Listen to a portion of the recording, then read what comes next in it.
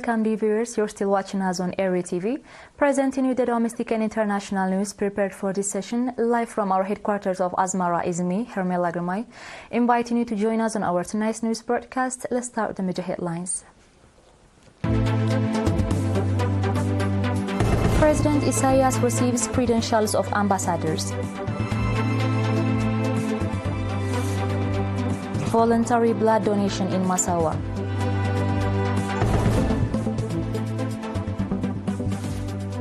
Algeria accuses France of destabilization attempts.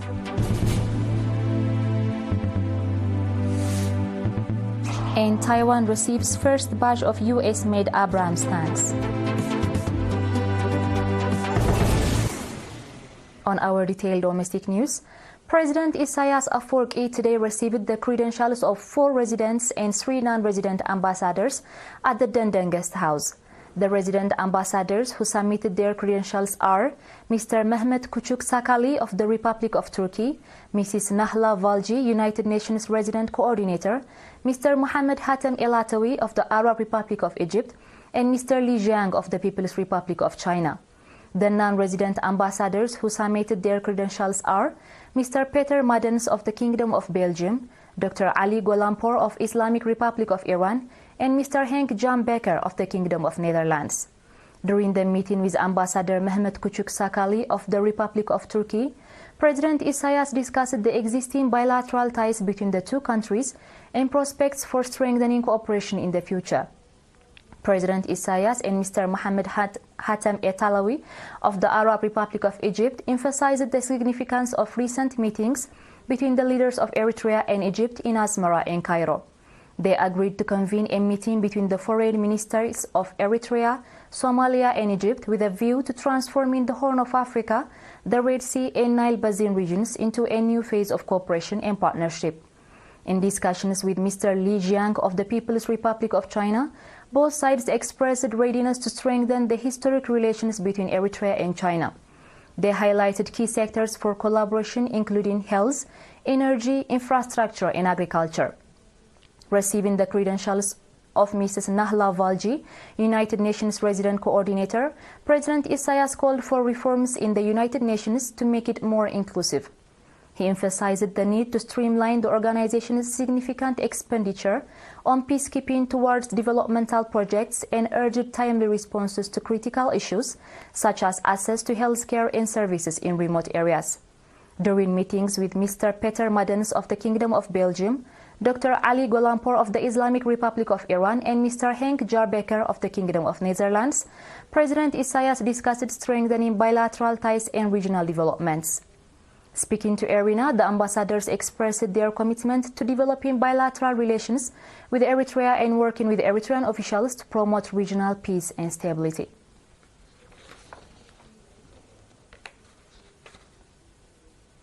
In other news, the Voluntary Blood Donors Association branch in the northern Red Sea region reported that between 8 and 16 December, approximately 1,160 units of blood were collected in the port city of Massawa and its surroundings from 9 centers.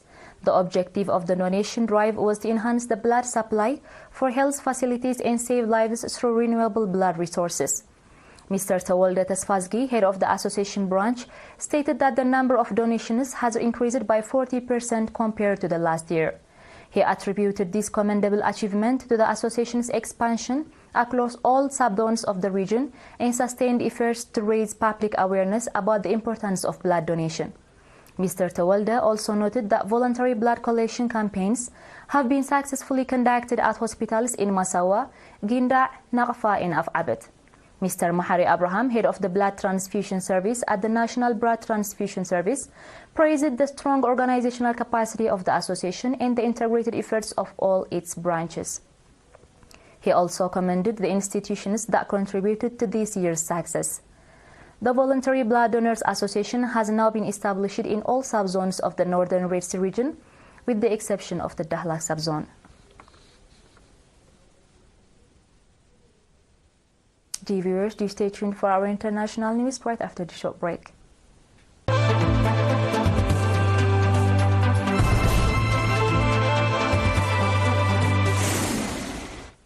Welcome back. Algeria's government has summoned the French ambassador to Algiers, Stéphane Romatet, over alleged efforts by France's spy agency to destabilize the North African country, local media reported at the weekend, citing diplomatic sources. The move came a day after it was revealed that the Directorate General for External Security is seeking to recruit former terrorists for the purposes of destabilizing Algeria, according to state-owned medias. The Algerian Foreign Ministry expressed the government's firm disapproval of the numerous French provocations and hostile acts towards Algeria when it summoned Romatet last week, the outlets reported on Saturday. Algeria was under French rule for 132 years before gaining independence in 1962. Fragile relations between Paris and Algiers have deteriorated in recent months after French President Emmanuel Macron reversed his country's decades-long diplomatic stance and a controversial Moroccan autonomy plan for the disputed territory for Western Sahara. In August, Algeria's defense ministry announced it had arrested 21 people for attempting to smuggle weapons into the country aboard a commercial ferry from France. The ministry said the suspects are affiliated with the Algerian terrorist organization Movement for the Self-Determination of Kabylie. In other news, Taiwan has received 38 advanced Abrams battle tanks from the United States, the Defense Ministry said Monday, reportedly the island's first new tanks in 30 years. Washington has long been Taipei's most important ally and biggest arms supplier, angering Beijing, which claims Taiwan as part of its own territory. The M1A2 tanks, the first batch of 108 ordered in 2019, arrived in Taiwan late Sunday and were transferred to an army training base in Hsinchu, south of the capital Taipei, the Defense Ministry said. The M1A2s are the first new tanks to be delivered to Taiwan in 30 years, the semi-official Central News Agency said. Abrams tanks, which are among the heaviest in the world, are a mainstay of the U.S. military. Taiwan faces the constant threat of an invasion by China, which has refused to rule out using force to bring the self-ruled island under its control. China's foreign ministry on Monday urged the United States to stop arming Taiwan and supporting Taiwan independence forces. Dear viewers, we are done with the news prepared for this session, and now a quick recap of the major headlines. President Isaias receives credentials of ambassadors. Voluntary blood donation in Massawa.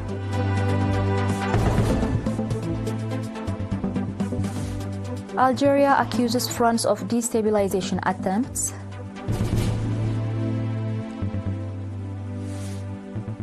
And Taiwan receives first batch of US-made Abrams tanks. Dear viewers, that was all for tonight. Thank you for joining us and have a blessed one.